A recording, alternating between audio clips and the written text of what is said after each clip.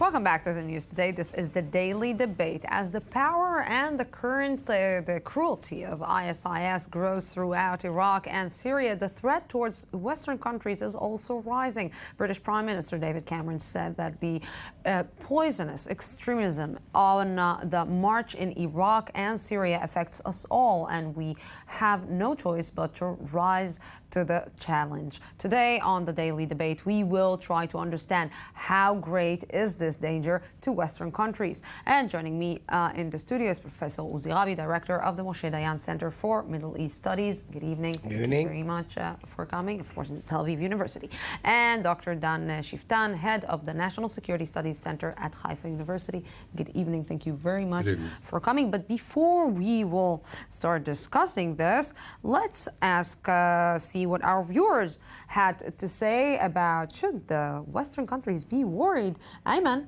Hi, Lucy. Good evening. So as global concern over the expansion of the ISIL is growing, so is the debate about the degree of involvement the Western world should have in the situation. Today, we asked our viewers whether they think all Western countries should join the fight against the ISIL. Let's take a look at how they voted in today's poll. So as you can see, over 88% said they agree that the West should be involved with what's going on in the ISIL. Only 10% said no, an overwhelmingly positive response there, supporting a Western involvement in what's going on in the fight against the ISIL. Let's take a look about our comments and what we've seen. John R. Sheehan from the States tells us, we fight them now or we fight them later, or we roll over and surrender. A number of European countries seem well down the road for the third choice. Appeasement raises its ugly head once again, raising a lot of anger there about what's going on in Europe. Mario Serra from Italy, on the other hand, tells us, yes, for sure, if Netanyahu can overcome the stiffness of some of his cabinet members, Israel, through its scientific and technology know-how, could bring a real improvement to the Middle East and marginalize Hamas and all other Islamic factors. Now, Israel has been a recurring factor in most of our viewers' responses, but as you'll see from our next response, Vanya Shemi from Israel, she tells us that all Western countries are over-involved in the Gaza situation. ISIS, why? It's not related to Israel. So not everyone agrees. And finally, Idrissa from France tells us, of course not. We all see the suffering, hatred, and killings in countries where the West has intervened. Western involvement will not be in the interest of either of the parties. So our viewers seem to be in favor of at least some kind of Western involvement. Maybe you can shed the light about the possibilities at hand with your panel, Lucy. Back to you. Yes, Ayman, thank you very much for this. So our viewers, I think, are much worried about this as we are, and maybe as should the West be, because this is not Hamas, this is not Hezbollah, this is not even Al-Qaeda. This is something totally else that actually was growing, and no one saw it in one way or another. How come? Well, I think that, first of all, I think you are right. This is much bigger than Hamas, much bigger than Hezbollah, because this is kind of a movement that was given birth with the breakup process of Iraq and Syria, with the American pool out there. A lot of vacuum was left behind, and it was filled in by this organization. The thing is that these people are not playing also or confine themselves to the Iraqi context, as many would argue. They have kind of an ideology by which to make this notion of nation state here null and void and change the geopolitical realities in the Middle East.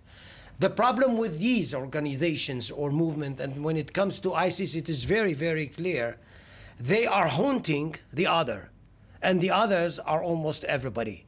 It could be other Muslims, Sunni Muslims, who cooperated with the Ansur regime. It could be Shiites, Turkmens, or Arabs. It could be Yazidis or Christians. And basically, when it comes to what's going on in Iraq, actually heading toward Baghdad or toward Mosul or Kirkuk, this is something that makes the American thinks or have a second thought about what happened here.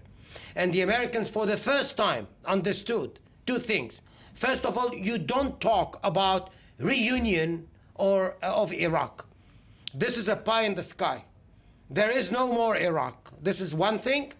They have managed to understand that if you would like to do something or to act, you act with the primordial groups that are coming to the fore now, and not with nation states.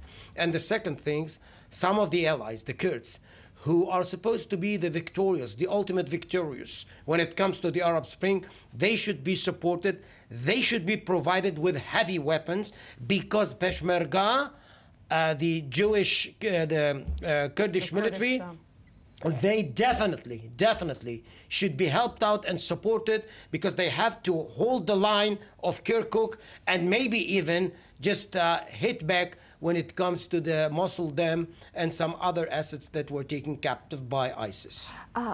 Dr. Schueftan, how come the United States didn't see it coming when they left Iraq? They gave them the arms. They managed to, let's say, try to show them how you fight before they try to create some kind of an army. And they knew that Iraq is divided. They knew that there are Shiites and Sunnis and Kurds. And how come the Americans didn't see it coming? Let me go a little bit beyond the Americans. I'll come to the Americans in a moment. What is the essence of the problem? The essence of the problem is Arab society. You see, if you have a void between Sweden and Norway, you will not get ISIS. If you have it around Switzerland or France, you will not have ISIS. The problem is that when a void is created in the Middle East, you get something like ISIS. And remember, it is different than Hamas and Hezbollah, but not that different. If you look at an Arab society that was incapable of substituting the repulsive regimes we've had here before with something better, and once you get rid of these repulsive regimes, the society produces something that is even worse than what we've had before. This is the source of the problem. And this brings us to the American side of your question. The point is not that the Americans didn't see. Americans don't see. They're blind when it comes to culture. In a moment you discuss culture with Americans, they'll say racism, and they will stop listening, because as far as they're concerned, there is a little Thomas Jefferson in every Saddam Hussein. He's trying to come out. He had a difficult childhood. We need to help him. Let's democratize Iraq. Democracy in the Arab world is about as possible as bringing patience to Israel. Try to bring patience to Israel and see how it works.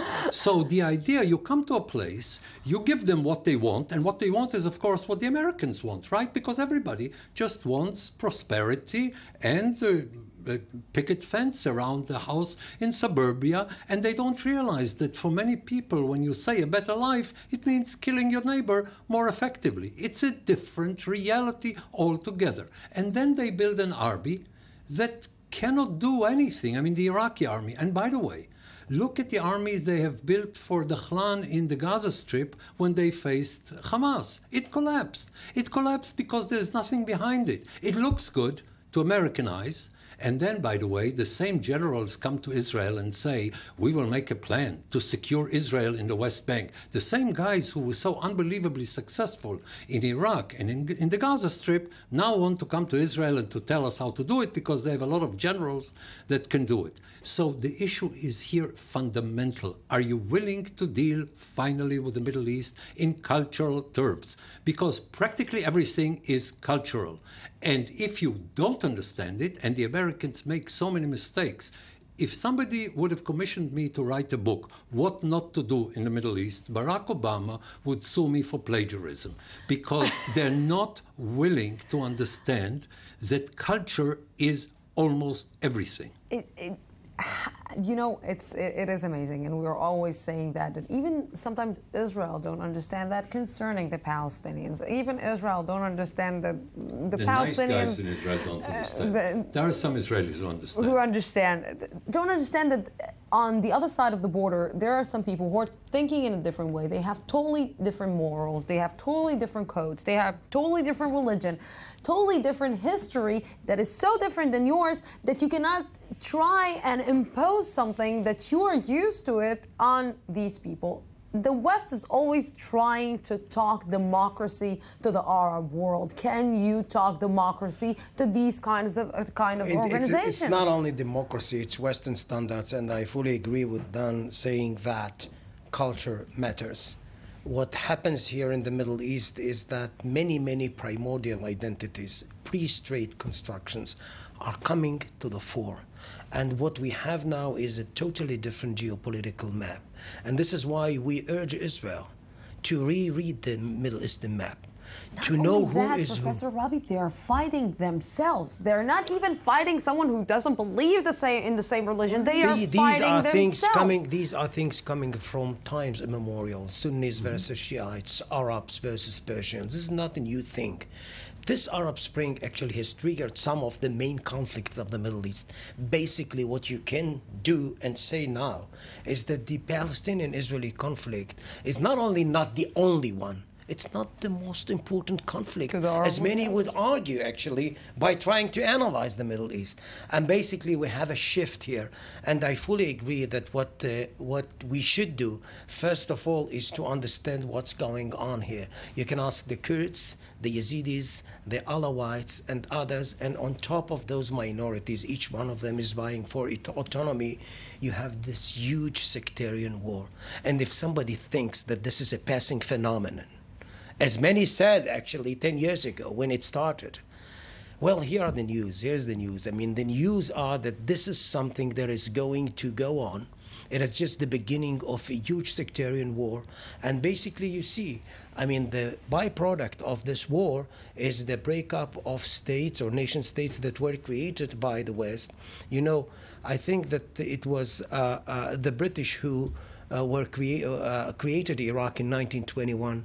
And Sir Arnold Wilson, then the High Commissioner in Britain, he was asked by London, when we have this amalgam, Sunnis and Shiites and Kurds and Arabs, who could guarantee us that later on Shias won't go for Sunnis, Arabs for Kurds? And he said something that should be learned. We shall teach them to let bygone be bygone. Well, you know, you see what's going on here? What counts is my family, my clan, my village, and only thereafter, if at all, my national identity. How do you start fighting this, Dr. Schueftan? Why should you? Why should you? To protect yourself. This is some kind of cruelty. Don't some kind try of to fix the unfixable. Okay? The Middle East, most of it is hopeless. Here and there, you can see something like Tunisia, which gives you hope, Morocco, Jordan. But most of it at the moment is hopeless. Now, how do you deal with it? Leave your starry eyes at home. Support in Egypt the elements that can provide stability. Don't come and speak about bringing the Hamas back because it was voted in democratically. I mean, unless you have a very developed sense of humor, don't even start. Don't even try. And don't try to fix everything. Don't come with the conclusion we must fix the Middle East. The Middle East is unfixable. Israel is actually right now in starry eyes? No. I'm speaking about the Americans. I think the Israelis are very realistic. They know that we're not about to have any kind of peace in this environment. We can work with the Egyptians. We can work with the Saudis. I think that's the most important direction we need to take. But the question is not, are they nice or are they democratic? But is there something there that if you help it, can help itself? Whatever can't help itself, don't try helping. Sisi can help Egypt. Would he be my choice of the ideal, liberal, open-minded person? No. What does Egypt need today? It needs to feed 90 million people.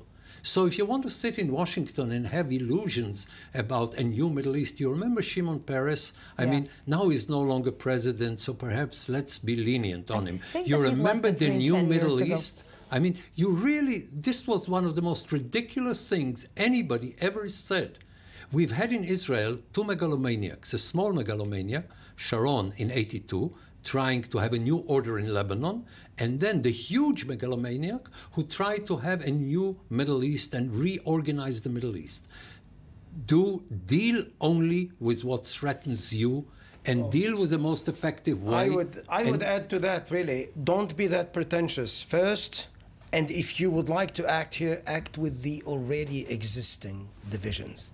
Don't ask yourself, actually, how can I go to square one? How can I reunite Iraq, reunite Syria? Because the already existing divisions are much stronger than national identities.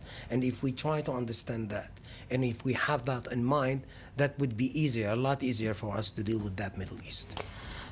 Gentlemen, that was so fascinating. I wish we had more than 60 minutes. Thank you very But it wasn't a debate. We agreed on practically everything. Yeah, but because it's if you not a debate. know This the is a Middle discussion. East, what's there to disagree It's an about? insightful discussion that was, Thank you. this is the most important thing. Gentlemen, thank you very much for this. And we're going out for a small break, 2-minute break, and then we will be back for the one-on-one. Don't go anywhere. It's about time to talk, to have a women talk. Don't go anywhere.